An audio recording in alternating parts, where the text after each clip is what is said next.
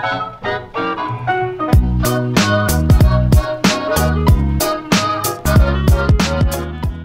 is going on, everyone? Nero again. Here for you, some Call of Duty Black Ops 2 playing some Domination on the map Carrier, and this game was not going as expected. Essentially, I was sniping for the first half. Carrier is one of those maps I really like to snipe on because it's a really open map. It kind of has this feel of like a wasteland almost. It's just open. Of course, there's a lot of different obstacles and lots of different barriers for people to duck behind and take cover, but it's an open map for the most part, so I was like sniping. I think I was using an AN-94 through part of it, but things just weren't going my way. It was one of those games where I only had two friends in here. I had Deadly and I had Foxhound, and we weren't doing so hot. Our team wasn't helping us out really at all. I mean, I was 8 and 14 for the first half. It just wasn't going well.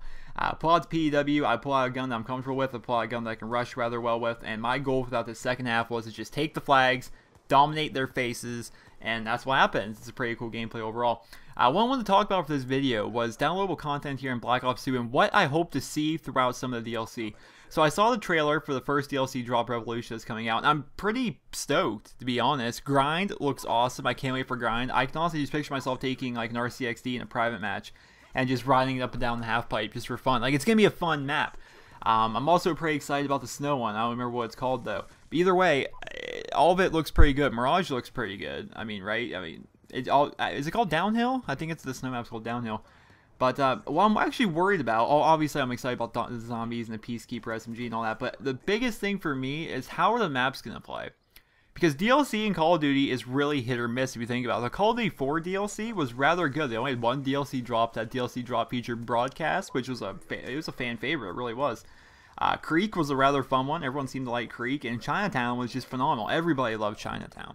Then you think the World at War. World at War had some good ones and a lot of bad ones when it came to the DLC, and you couldn't really tell, you know, what you were going to get with each DLC drop. I think there were a total of 3, but a lot of the maps weren't that great. It kind of goes back to Black Ops. Like, you look at Black Ops, nobody, for the most part, I mean, obviously there's going to be exceptions, but for the most part, nobody liked Berlin Wall. I mean, everyone seemed to hate that map.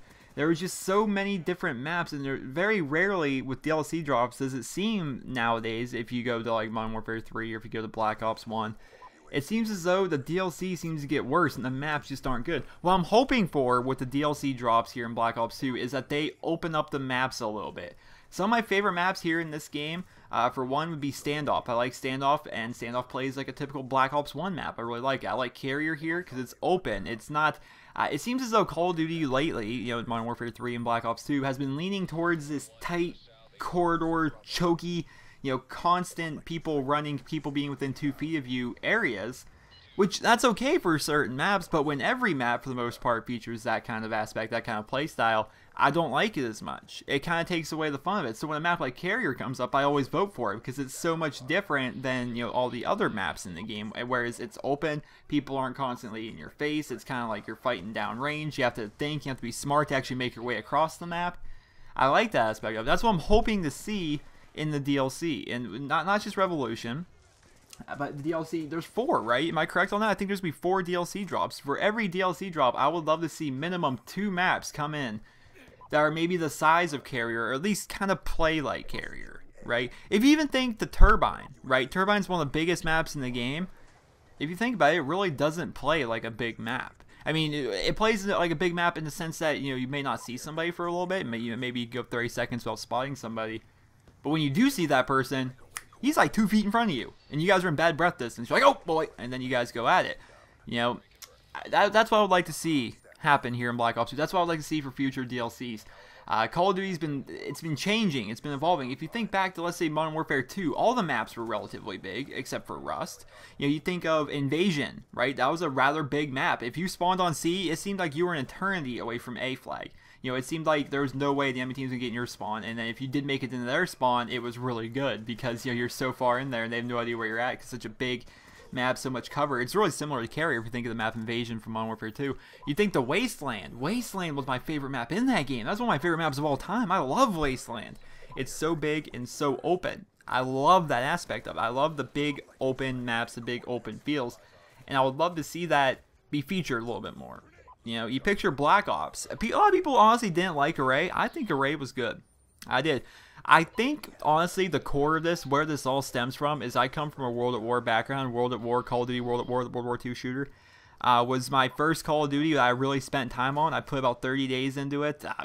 You have no idea the amount of time me and my friends put in the World at War.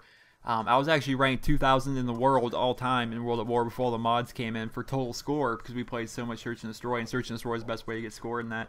And I think it was like 4,000 in the world in wins, which that was also different. That was also attributed to Search and Destroy, because in the Call of Duty 4 World at War days, every round in Search and Destroy counted as either a win or a loss. And I kind of wish it would go back to that. You know, if you went on, see, in World at War, myself and SB Cardinal were playing with just the two of us, and we went on a 30 win streak in Search and Destroy. Not winning games, we won 30 straight rounds. All right, a win streak in Search and Destroy was something. It was something very hard to do, because if you mess up one round, you lose your win streak. So I like that aspect of it. But when I come back from this World at War background, as I come from this World at War background, the maps were huge in that game, but yet they didn't. Just because they were big doesn't mean they played big. You think of a map like Castle. Castle's a really big map if you think about it, but it doesn't play like that.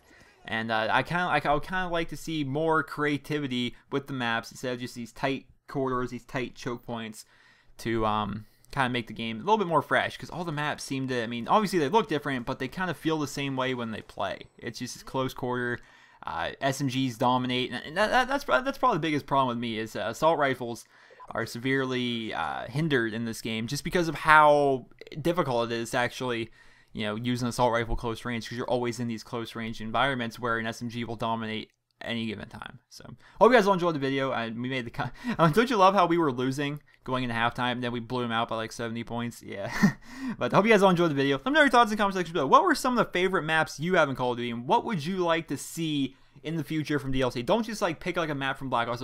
Just kind of describe it. You know, I would like a map that plays like this map or something like that. Let me know about that. I rate the video where you guys will deserve. I hope you guys all have a wonderful day.